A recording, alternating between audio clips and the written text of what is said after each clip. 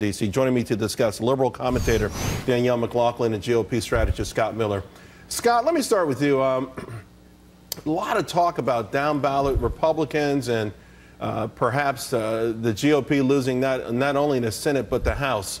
How realistic is that to you? Completely unrealistic, I think. You know, the Senate is going to be close with one or two seats. Could change, but the House, no, it's safe for the Republicans. Danielle, we see where Hillary Clinton is spending money in Texas, Arizona. But you remember in the summer she did that. You know, she had this huge lead in the averages, and she spent the month raising money, chilling out with Hollywood, and doing things that, you know, going after states that it didn't look like she had a chance to win. Right.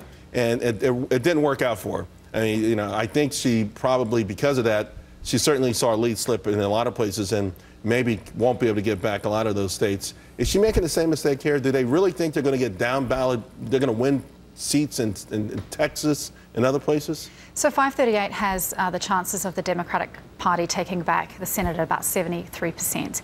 To take control back, they only need 4 seats, plus if Clinton wins, Tim Kaine becomes the deciding vote. I think what Clinton is doing is she's spending the money she's raised, and she's using the ground game that she has set up around the country in a way that is much stronger than Donald Trump's, of course, to support those down ballot candidates.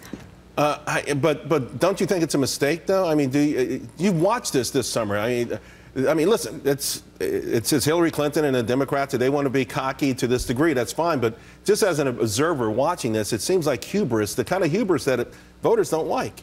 Well, I think you have to take advantage of the weakness of your opponent. And Donald Trump, since the beginning of October, has really fallen precipitously in polls.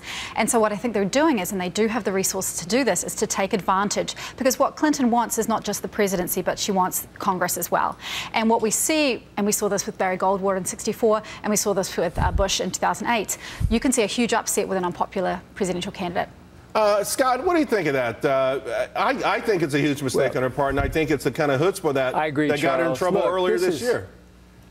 Yeah, this is the equivalent of, you know, when a team goes into the prevent defense and suddenly the other team scores 2 touchdowns. You know, I think it is complacency.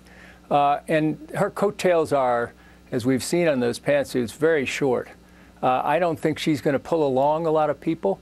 I don't think Trump is either. I think it's a national race almost decoupled from the Senate and the House. I think those are local races. And I think she's making a mistake. Yes, she's complacent.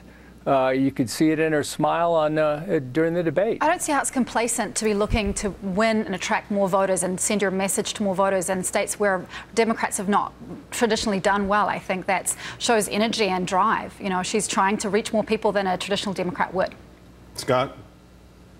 Well, you know, she may. I think she's probably just trying to win her own votes. That's for sure. And she wins, Scott. For instance, you know, Arizona. Donald Trump has been in Arizona 6 times. Hillary Clinton hasn't been in the state, but they're spending a lot of money there, and they're sending surrogates there. Is that the strategy? Again, I really believe that they're setting themselves up for Donald Trump to regain momentum, because they're chipping away at these polls already. In the last 4 or 5 days, they've moved. Yep. The needle's moved, and you know, and we've seen the British exit vote. We saw what just happened in Colombia. Look, I totally agree with you, Charles. Look, Hillary and Republican establishment, Bush and various others, have spent about $650 million in negative TV ads against Donald Trump, and haven't moved the needle. And neither is Hillary. And I don't see that spending on TV is going to take the place of being there, being on the ground. Look at just look at the enthusiasm that Trump generates without having to pay for people to come to his rallies. But I think that's also Trump's weakness, because he doesn't have the kinds of surrogates that Hillary Clinton does. She has the president, she has the first lady, she has Elizabeth Warren, she has Bernie Sanders. The fact of the matter, Danielle, is that she needs those people. All of them are substantially more popular than she is. They don't carry the baggage that she carries. So, it takes I mean, a village. It's not that she has them. She needs them. In fact, if she does win this thing, it won't be because of Hillary Clinton alone.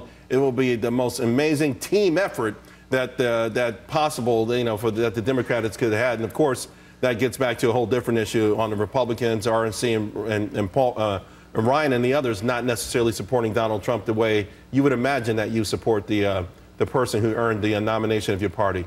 Guys, thank you both very much. Appreciate it. Well, another WikiLeaks